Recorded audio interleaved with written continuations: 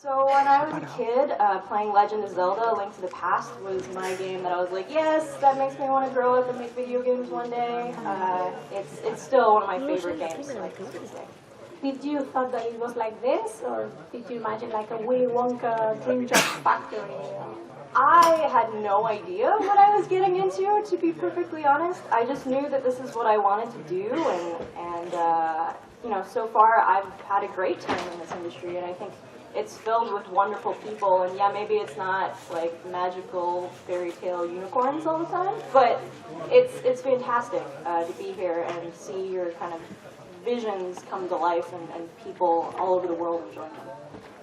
Does your family understand what you do? But I'm sure that here in the audience there are full of developers that families don't understand what they do. They say like they're IT programmers or something. Yeah, my folks sort of understand what I do. I think I usually explain the analogy of like, I'm a game designer. It's kind of like being an architect of a house, and you know, you kind of plan out how the house is being built, except it's with video games instead of houses. So you sort of get it. And they're actually really big fans of me being in the video game industry. I used to play video games growing up with my dad. It was our family time. If we weren't playing video games together, we were probably arguing. So in order to not argue and bicker at each other, we would sit down and play games together. And so when I told him this is what I wanted to do for a living, he was like, yes, I raised a nerd. Awesome. So yeah, they're big fans. And how was it studying at DigiBand?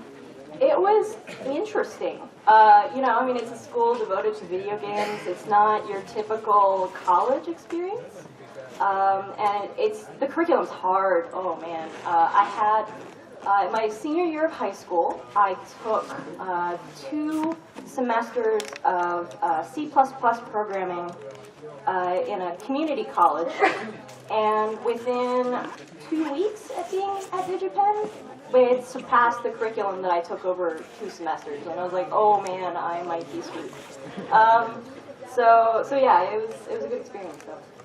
And do you like to be recognized as the creator of Portal? So, you know, it's a double-edged sword. So first of all, I had an awesome team of people with me working on Portal. I do want to put that out there. And I'm still friends with a lot of them to this day. Like Garrett was one of my programmers on Portal, and he and I are still like best friends. And so you know, having this sort of media attention is, like as I said, it's a double-edged sword. On one hand, it's really strange for people to have an idea of who you actually are before they've even met you. It's interesting. So I think, so once I had somebody come up to me and say, oh, hey, you're a lot nicer than I thought you would be. And I'm like, what are you supposed to say to that? Thank you, I guess. I'm glad you don't think I'm awful. Yay. And on the other hand, it's fantastic. You know, I get to experience events like this. I get to meet all sorts of great people. And it gives me a platform for reaching out and helping people, too, as well. Like, I love to go and speak at high schools and colleges, because I feel like it's sort of, I've had so many opportunities in my career that it's a platform for me to give back. And I think that's really important for all of you in the audience, that when you feel like you've been very fortunate, reach out, give back, mentor people. I think it's, you know, we as an industry are, I think, really friendly people, and we need to show it more often, I think. I get that a lot, that you were nicer than I thought. Narvacular Drop was 7 students? Yes. Narvacular Drop was the original game for... Yes. So it was our student project for our senior year at DigiPen. So every year at DigiPen, as I said, it's a video game school. So every year we have what's called game class. And for each year, you have a different set of goals that you have to achieve for your video game. So the first one that we made our freshman year was a text-based space adventure game. And then for our senior year project, you know, the team pretty much stayed together for all 4 years. And our senior project was Narvacular Drop, which later on became Portal. And why you became more famous than the rest of the group? I like to hear myself talk, I think. No, Honestly, I did a lot of theater when I was growing up, and so I'm kind of cheesy, and I'm a ham, and I don't shy away from talking to audiences, and so honestly, I think that's the only reason. And how do you handle the media attention? As I said, it's a double-edged sword, right? So in some ways, it's really great, and there are plenty of people in the games media that are awesome people. And then on the other hand, you're like, oh man, people are looking at me. This is weird. So it's give and take. And how was the process to be hired for a company like Valve? Did they find a game, or did you send a copy of a demo? Okay, so story time. All of them want to work. I'm sure that they want to work at Valve, so I'm sure that they want to know how they do it. Yeah, so, as I said, Narbacular Drop was our senior year project, and then every year at DigiPen, they have a student showcase, kind of career day, where DigiPen will bring in all sorts of developers across the United States. And Valve happens to be pretty close to DigiPen, and so a couple of them stopped by, and DigiPen will have this whole big room set up where all the students get to show off their projects and have stacks of their resumes and get to plead with developers, please look at me. So as I said, a couple people from Valve stopped by, and they thought Narbacular Drop was really neat. It had that same premise that Portal did, where you look in one portal, see out the other, you walk in one portal, walk out the other, and then dynamically be able to place that. So that was the core premise of Narbacular Drop. So they thought it was interesting, and said, hey, come and talk to us. Here's our business card. So we were like, waited a couple of days so we didn't seem overeager, and emailed them back. And at that time, we were looking to submit Narbacular Drop to GDC's Student Showcase. So we thought, okay, what better premise to go to Valve than to seek advice from professional developers who are awesome to tell us what sucks about our student project. So we went there under that guise, and we thought we were going to get maybe like 2 people showing up and being like, whatever. And instead, like 20 people start flooding in this conference room, and we're scared. And then my favorite part of that whole scenario is Gabe Newell walks in, who's the CEO of Valve, and there's this couch in the conference room, and he just stops and looks at the people that are sitting on the couch in the conference room, and they get up, and then Gabe sits down. And then we start demoing Narbacular Drop, and after about 15 minutes, Gabe stops us and says, so what are you doing after you graduate? And, in the States, there's this thing with student loans where we're basically broke and poor after we get done with school. And so I was like, well, we'd love to pay off our student loans and not be poor anymore, so that would be fantastic. And he's like, all right. So he gets up, grabs a couple of people, and then leaves. And so we continue sitting there in that room, and we demo a little bit more. We have one of the employees come and try and play.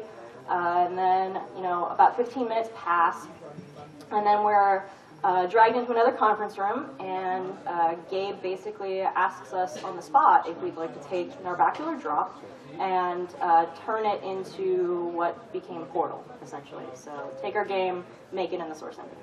And they hired the 7 of you? Yeah, so they hired us just all on the spot. Oh, that's nice. According to movie games, you have quite a range of skills. I mean, you have done several different tasks in all the games. You have worked as a tester, as a programmer, as a designer, artist, creative director, and producer. What task do you enjoy the most about video games? And I just enjoy making them. I get bored really easily, and so I just enjoy problem solving. I mean, that's really what design is. It's solving problems. And so, when my team and I were all sitting down trying to figure out what we want to make, we start divvying up tasks, and if there's a hole there that, like, hey, we could use an extra programming hand, or hey, we could use another artist, I'm like, okay, well, let me see what I can do. In fact, right now, one of the projects that I'm working on at Amazon, I'm doing some UI, UX stuff because we need some help. So I'm like, okay, sure, why not? I'll give it a try. Like I said, I get bored easily. When I stop learning, I get really antsy. So I always want to learn. And working at Valve looks like a dream job. Why did you left Valve? Oh man, I'm sure this is old news. It's 2009. I know, but it's been a while. I'm going to tell you later. So, as I said, I get bored easily, and so I wanted to see what else was out there in the industry. I had shipped 3 games while at Valve, and I was like, I wonder what else the industry is like. So I went to work at Airtight Games in 2009, which is a smaller independent company, because I've never, say, worked with a publisher before, and so I was like, I want to know what that's like. Okay. Do you prefer working in a small group or in a bigger company? So I tend to, company size I think doesn't matter so much to me, but definitely team size. I tend to like smaller teams. I like being able to get to know everybody personally, knowing their dogs' names and their kids' names, being able to like invite people over to my house for a barbecue. Like I enjoy that kind of personal connection. You can invite them to your house. My house is not that big, guys. We can take turns. Okay, you have worked with several graphic engines, such as Source, Unreal, Unity. Which one is your favorite and why? I tend to not be one to pick favorites. I think each engine kind of has their own pros and cons. So there's some things that make me want to scream in each engine and like have a rage fit. And then there's other things I'm like, oh my gosh, this feature's so awesome. So it really depends For example, if you want to start your first video game, which one do you recommend? So as a starter engine, I always tend to recommend Unity. As I mentioned, I speak to high schools and colleges, and I tend to be like, hey, try Unity out. Number one, it's free to be able to download it and give it a spin. If you want to then put your game out, being able to ship on mobile platforms is really quick and easy.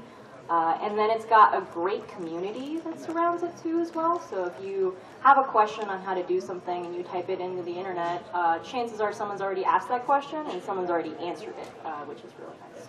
And what's your opinion about modding and user-generated content? I think it's awesome. Do people not like that? I mean... I don't know, maybe some developers don't like that some people touch their code and their games and their art. Yeah, I get asked the question all the time, how do you break into the video game industry? And I'm like, well, if you've never made a game before, try modding. Maybe pick up Minecraft and fool around, or Roblox, I think it's really important to give people a means of expressing themselves, and I think it's really great that in this day and age there's all sorts of tools for people to be able to do that and make their own games and see their own ideas through. I really think UGC is kind of the future of games. And I know that's the difficult question here, because it's like saying that, what do you love most, your dad or your mom? But what's the game that you developed that you are more proud of? I'm going to give you the cop-out answer, right? Which is, I'm not going to pick. Because it really is, it's like saying, like, oh, I've had all these children, and now I'm going to pick my favorite. Like, I don't have kids, but I hear that that's bad parenting when you're like, oh, you're totally my favorite. With each game that I've made, I've learned something new, experienced something different. I think they're all great, kind of on their own merit. And I don't regret any of them, and I don't think any of them are my favorite, because like I said, I've learned something from each and every one of them. Okay, what did you learn with Left 4 Dead? I learned that co-op is freaking awesome. So I was not a big first-person shooter player until working on Left 4 Dead, and we would play as a team all the time. I would say every other day we'd be like, oh, okay, we need to play because we need to test our own game, and it just so happened to be really fun. So from that, it really cemented to me just how fun co-op is. I already kind of knew because I used to play games with my dad, but you know, experiencing that as an adult and being like, yes, this is what I am attracted to as a gamer. I've seen your Steam profile, and we were talking here before about Borderlands 2, and you've been playing Borderlands 2 quite a lot. Yeah, I think I've put like almost 100 hours in that game. And once again, it goes back to co-op. I love co-op, and I know a couple of people that worked on Borderlands 2, and so one of my favorite experiences was like walking around with Anthony Birch in the game, who's the writer, and you know, he would like walk us through the storyline, and we'd get to experience the storyline, and he would get to experience us experiencing the storyline, because for him it was old news, because he wrote it. And so it was really great for him to see it through his friend's eyes, experiencing it for the first time. What's your favorite video game genre as a developer? And then I'm going to ask the same question as a gamer. What my favorite video game? In general. In general? No, in general, no. In general, like action, shooter. Oh man, it's so dependent on my mood. I tend to, as a developer. As a developer. Once again, it all depends on my mood. Remember how I said I get bored? I really, obviously, I like making puzzle games. Go figure. It's fun to kind of think about things in a new way. You know, the last game that I worked on, Soul Fury, it was kind of fun to work on an action adventure kind of a game, even though because I've never done it before. So yeah, I'm so non-committal. I'm sorry. Okay. Let's talk about Quantum Conundrum. Mm-hmm. Why Quantum Conundrum? I mean, most people here think that Quantum Conundrum is kind of pretty similar to Portal. And it's fun to make. I had this idea of... I mean, it's a great game. I played it and it's amazing, and it's not like Portal, but you have, you know, the physics and mechanics that escape the room. Yeah, I mean, so for my team and I at Airtight, we were just trying, you know, we were a small team, and we knew that we had a fairly limited amount of time to make a game, and so we were just trying to figure out what would be a good game kind of to work within our constraints. And actually, during the course, like the very beginning of the development, I had everybody on the team pitch a game, and we all threw out ideas. Knowing that we had the constraint of a small team and a limited amount of time. And so and then we voted on what we wanted to make, and that's what ended up bubbling to the top, was the game that I pitched. And that was a choice that we made as a team. Okay. Gameplay or narrative? I'm a gameplay kind of gal. I also love narrative, but I tend to think in terms of gameplay first. Like, what is my interaction with this game? I think games are defined by how I'm interacting with them, so I always tend to think about that first. The video game journalist is often considered immature. Do you agree to that statement? I don't know. I think, you know, video games media is like any other group. You've got really awesome people and maybe not some awesome people. And so it kind of depends on which journal outlet you're talking about or which reporters you're talking about, you know. It just depends. When you release a new game, are you worried about Metacritic scores and reviews? Oh, hell yeah. I think every developer is. I mean, Metacritic scores are freaking scary. Because, you know, it's this number that follows you basically for the rest of your life, and it's kind of starting to become this common practice where people looking to hire are going to check developers' average Metacritic score of all the games that they worked on. And there's just something really terrifying to me that people are judging someone's worth based on this number that's very much subjective, right? It doesn't quantify their input into the game or what they learn from the game or how well they work with others. So to me, I mean, it's scary, really scary. And do you usually read comments about the games you made on social media or blogs? So it depends on the outlet. So in general, I never read YouTube video comments because they tend to be horrible. I don't know if you guys know this. It's total secret, but people are mean on the internet. I don't know. And I found that YouTube comments tend to be the most mean and horrible. And then sometimes, like on interviews and whatnot, I won't read those comments either, because once again, they also tend to be mean. Like, I don't really know what my own personal weight has to do with the video game that I just made, but someone feels like talking about it. So I'm like, well, I don't really want to read that. I do talk to people on Twitter. I think Twitter's pretty awesome. Like Shui had said, like it's great to be able to interact directly with fans, and I think there's some amount of accountability with Twitter. You know, if you have your own account and you're representing yourself as a real human being in the world, and so people aren't quite as vicious. I've found. And then as far as kind of comments in general, I think that there's always little gems in the rough of like, oh wow, that was actually a really valuable comment that I can learn something from. And I tend to get those through my friends and colleagues that will read through all the comments and everything like that. So I'll be like, oh hey, did you get anything good? And if they do, they'll pass it on. So I really do think that getting feedback is super important. I just am scared of mean people, I think. How many followers do you have? I don't know. Okay. I could check. No, it's okay, it's okay. What's the best comment or review that you ever had? Best comment or review? Or the best experience through social media? I mean, I think in general, whether this is through social media or just talking to people, but folks that say that you inspired me to make games is such an amazing honor, because I remember being that person, you know, looking up to individuals in the game industry and being like, I want to be like this person when I grow up. And so hearing that, well, number one, makes me feel old, and two, is really fantastic. I think it's the highest honor that you could possibly get, like, as a game designer. What was the developer that you admired the most? Miyamoto. I mean, Legend of Zelda was my go-to game when I was a kid. How was your experience working with Ouya?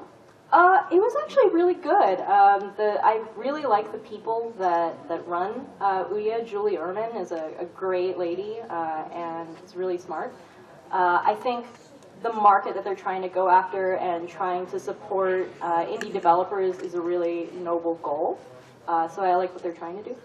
And as a gamer, what do you think about the platform? Yeah,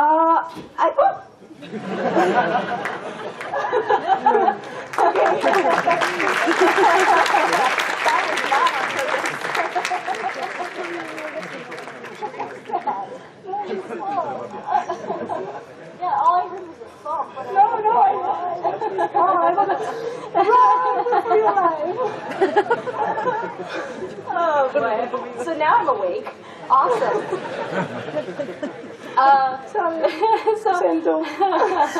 So as a game player, I think there's a lot of really interesting stuff on Ouya, and I think their storefront is kind of interesting. So there are things that pop up there that maybe I wouldn't have necessarily sought out and tried, but you know, because they're on the front page, I'm like, hey, I'll download this, and it's kind of fun. Okay, so do you usually play Ouya? I play all the things. I'm pretty platform agnostic. Like if you ask me, like, oh, what's your favorite platform? I'm like, I like all of them for different things. Because once again, non-committal. Hi. And so yeah. I mean, I play a little bit of everything.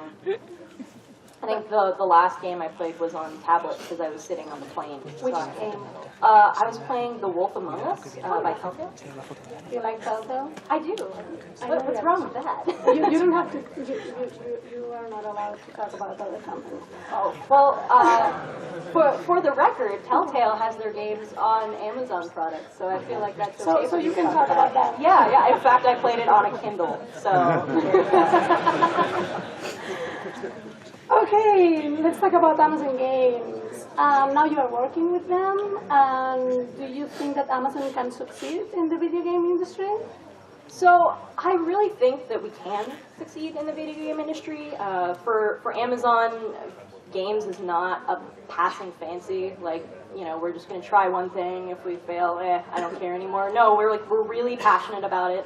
Amazon has been really out there in terms of recruiting, bringing great people to Amazon Game Studios to make games for first party. And then our publishing branch of Amazon is really interested in bringing great games to Amazon platforms. So I think we're going to do well. We know that you like to try everything a little bit, but now, what are you doing? What's your role in Amazon Games? So I'm a senior game designer at Amazon Game Studios. Like I said, it's the first party studio, so I'm making games for Amazon platforms. And then, so right now I'm, as I said, I'm doing some UI UX duties, just because why not? And then in general, doing designery type things. Can you name some of the games that you're working on? Oh, no. Okay. I had to try. I know. Okay, what are the opportunities for developers here to work with Amazon? So, as I said, we're actively seeking you as developers to come and either A, work at Amazon Game Studios, or bring your products to, our platforms. So we have Fire TV, which is our little set-top box streaming device. We have the Kindles, a whole lineup of those. And then we also have the new Fire Phone, which was announced last week, which is actually pretty cool. It's got these 4 cameras on the front, which allows for some really cool 3D parallax effects, and it's got head tracking on it too as well. So instead of just tipping a phone, you can actually move your head around, which is kind of fun. So we have a pretty strong developer portal that we'd love for you guys to check out, which basically allows you to quickly get the APKs not installed, but so melded with your code, and then very, very quickly be able to see whether or not it's working on those devices and get your games into the hands of customers. We've got analytics tools and A/B testing, and so we feel that we've got a pretty good lineup for developers to put their applications on our products, and we're looking to do more in the future too as well. So if you guys have any feedback for us, we'd love to hear from you. Have you tried Oculus Rift or Project Morpheus? So I haven't tried Project Morpheus. I've tried Oculus Rift some. So I'm horribly biased, not necessarily towards VR, because I've broken my nose a couple of times, and so the bridge of my nose is really sensitive, so having, even sunglasses sometimes give me a headache, so having kind of a heavier device set on my nose, it really hurts. I'm a wuss. But I actually, so more than VR, and I think VR is really interesting. I think there's all sorts of possibilities, and I love some of the tests that Oculus has been doing, like if you guys have heard of the cliff test, where they have the developer put on the, or have a person put on the helmet, and then they project basically the sheer drop-off cliff, and people are terrified. They don't, it's clearly not real, but because you are so immersed in this experience, that you think that it's real and that you might die if you stepped off this cliff. So, I mean, that's really cool. And then I also think AR is really interesting, so augmented reality as opposed to virtual reality. I think there's some really cool stuff being done. So I'm friends with Jerry Ellsworth, who runs Technical Illusions. So they're based out of Washington, just like us at Amazon. And they make this thing called Cast AR, which is a set of glasses. They're not as heavy as an Oculus. And it's got cameras that project, and then it's got sensors too as well to receive information. And you put down what's called a retro-reflective surface. Let's see, what's a good way to describe it? You know how bike riders will have that little strip of shiny metal stuff that really reflects light? That's a retro-reflective surface. So you have a sheet of that, and what it does is will project a 3D image that you can, will track where you are in 3D space, and you can kind of look around it and above it and below it. It's super cool. And then I know that MIT is developing some really cool AR AR stuff too as well. I'm excited to see what the future is going to look like. But as a gamer or as a developer? Because I'm sure A little from column A, a little from column B. Cast AR was on Kickstarter, and so I bought a dev kit. I'm eagerly awaiting to play around with it. Okay. Digital distribution, cloud gaming, crowdfunding are changing the way that we are acquiring games and playing games. What are your thoughts on the business of the future of video games? I'm not a business person, so I'm probably the wrong person to answer this question. But, I mean, in general, the business of the game industry is a gamble no matter what. It's hard to predict what is going to do really well in the market and what's going to tank horribly. I don't know if anybody could have predicted the success of Flappy Bird in the way that it exploded in the marketplace and how popular it was. I don't think anyone could have foreseen that. But yet, it happened, right? I think predicting the marketplace trends in video games is very much like playing the stock market. Like, you might do really well in predicting, and you might just totally mess up what you think is going to happen. Do you know anything about the Spanish video game industry? So before coming here, I knew kind of little, other than Tequila Works, which is in Madrid. I've known Raul for a couple of years. They made Deadlight, and they're making Rhyme now, which is going to be on the PS4, which I'm super looking forward to. So I knew them. And then since being here, I've learned a lot, but from all these different talks, and it's been kind of neat seeing what's going on not in my country. You should take a look, seriously. Yeah, no, I mean, the stuff I've seen so far is great. And how do you imagine the industry in 15 years? I imagine it's going to be huge. I mean, we're already like this rapidly growing and expanding industry, but as all of us as gamers are growing up and having kids, and those kids are growing up with games, you know, it's already starting to become a really socially acceptable thing to play video games. And it wasn't like that when I was a kid. Like, you were shunned for playing video games, especially me as a girl. It was just like, oh, you're the girl that plays video games, weirdo. But now it's really common.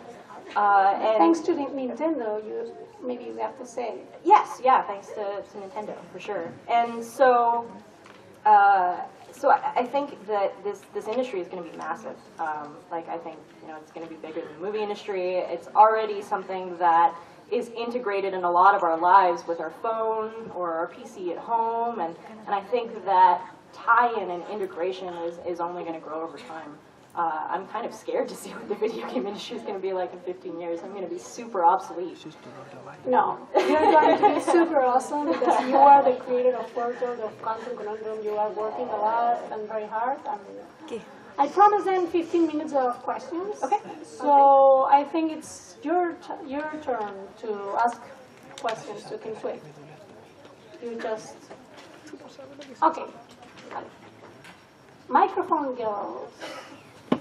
Where are you? Chequeo la mano. Es que si no, no quedan. Hi. You've asked her about what does she think about video games in the future, but what do you want to do in the future? I mean, are you looking forward to working in Amazon for a long time, or maybe you want to do another thing? I'm kind of playing things by ear right now. I just started at Amazon back in March. I feel like it's a little too early to pass judgment on a job I've had for 3 months. You know, the projects that we've got in the lineup at Amazon I'm really excited about, and so I kind of want to see those guys out. Maybe you can be the next Gabe Newell. I don't know about that, but yeah, I mean, I just like making games. I like making things. And Amazon is giving me the opportunity to do that, so I'm more than willing to take the paycheck and make things. Aquí tenía y hi havia un altre per allà.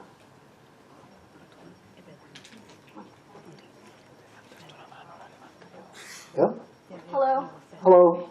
I can't see you, but Yeah. hi. Sparkle So the lights blind. are really bright. I just wanted to ask you one question. Yesterday, team talked about the profiles of the game designer, the explorer, the artist.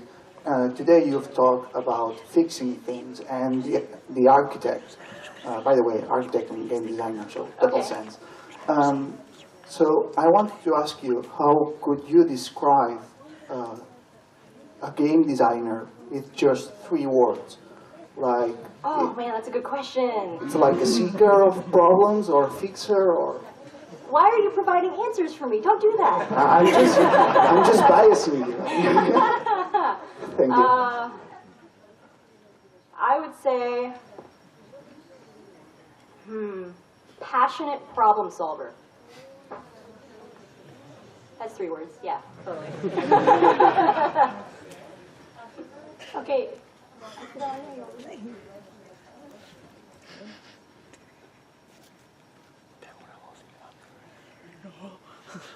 Hello? Yes. Okay, so just one quick question. Is there any game you've always wanted to make, to create, that for some reason hasn't been possible? Yes. Tell me a little bit about it. Or No. you're keeping that for Amazon. No, I mean, there's games that I've pitched in the past that I would love to make, but I can't talk about them because reasons. Maybe because you're working with them. Just because reasons. That's all I can say.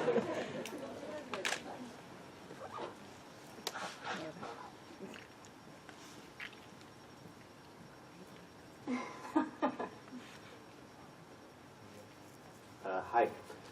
How much of your art, of your game making, how much is influenced or dependent on the technology that's available? And how much do you just dream of a game and just seek out the technology that will make it possible?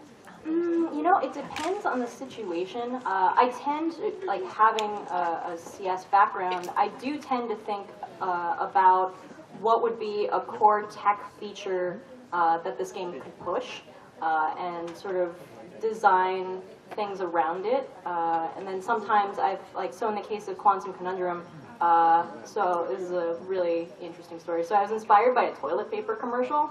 Okay.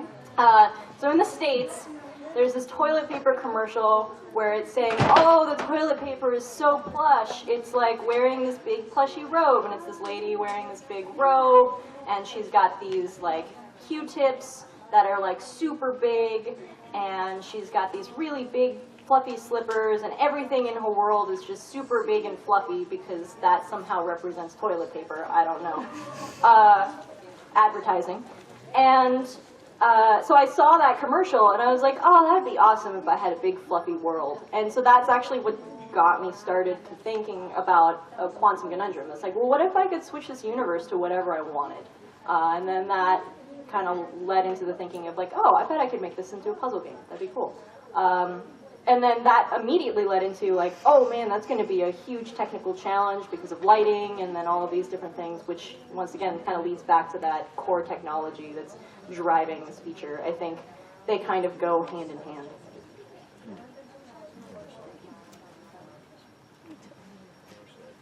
Hi, hello. I am a little bit concerned about incorporating the women as players and as developers. So as you are a developer, how you manage to be a single woman in this huge machist industry? I think of everybody as a human being. And that's really it. I mean, there are people that suck, and there are people that are awesome, and I just try to find the awesome people and hang out with them. And in general, you know, like I said, people are people. I don't try to classify them by gender so much. I know that sounds weird, but it's like, hey, yeah, different genders like different things, but at the end of the day, we're all people, and you know, if you're trying to sell to a particular market, then you need to talk to those people that are in that market.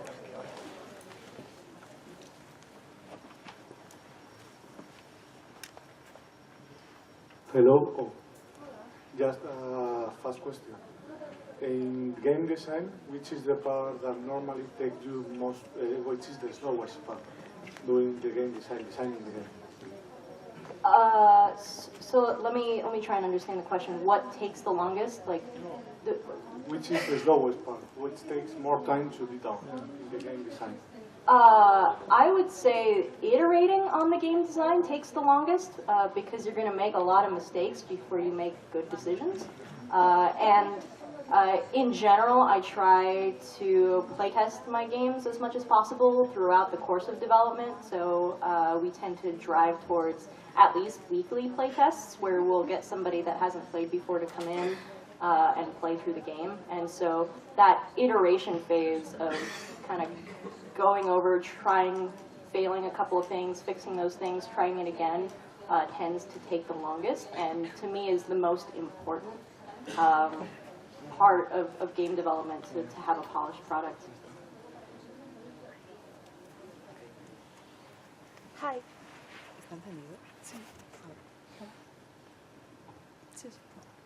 Hi. There are many theories about what happens to Tail when you get away from the laboratories in Portal. So, which will be the official theory? Sorry, I couldn't hear the half of that question. All I know is like you get past the laboratories and then what? What happens to Tail? What is the official theory? I'm not going to tell you. There's no official thing. You know, I think what's awesome about video games is that part of a gaming experience is audience participation. Like you as a gamer are participating in this game. You are a part of this game. I want people to have their own opinions and ideas. I think one of the coolest things being a game developer is reading other people's ideas of what actually happened or what's going on, even if that's not what we initially intended as developers. I think that's awesome, that it's grown on its own and it's taken on new life. I think that's one of the coolest things about video games. So no, I'm not going to tell you. Nah. Aquí el davant hi ha un parell de nois que estan amb el aixecat.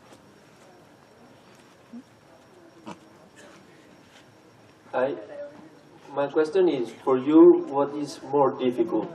Solving puzzles or creating the puzzles for your game? Well, if I'm solving my own puzzles, it's not really that hard. No, but not your own puzzles, but other puzzle games that other people, or creating the puzzles for your game? I think creating puzzles is harder. So on creating both Quantum Conundrum and Portal, there are puzzles that we would make, and we had this idea of how it should be solved, and the players had a whole other idea of how it should be solved. And at that point in the game, we didn't want players to necessarily solve the puzzle that way, because we wanted them to learn something else, like learn some other skill or concept. And so we would have to then work around a way so players couldn't do that solution. So there's a lot of iteration and testing and actually creating a good puzzle that people don't really realize.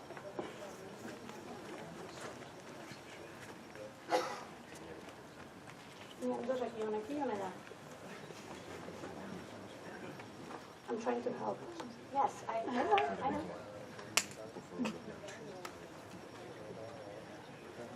Okay. How many people was working in programming part and in design? How many people were working in what? Sorry? How many people was working in the programming part of the game and in the designer? Which game? In Portal. Okay. So in the development of Portal, we started off as 7. We dropped to about 6 at some point. So it was me as a designer. I was the only designer on Portal. And then we had Realm, who is our environment artist. I also did some environment art too. And she did the turrets. There was Paul. He did the portal gun and worked on Chell. There was G, who is one of the programmers, Garrett, who is another gameplay programmer, Dave, who was our graphics programmer, and then we had Eric Wolpaw, who was our writer. So that was the makeup of Portal. And another question, where is the cake? Once again, I'm not going to tell you. You tell me.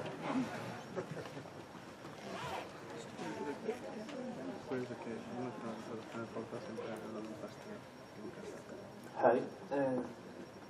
What are the skills that you think are the main ones that are needed to be a good designer? A thirst for learning. I think the more disciplines in the industry that you understand, it makes you a much better designer. Like, I don't program all that often. I do when I have to, but I tend to be more of an artist.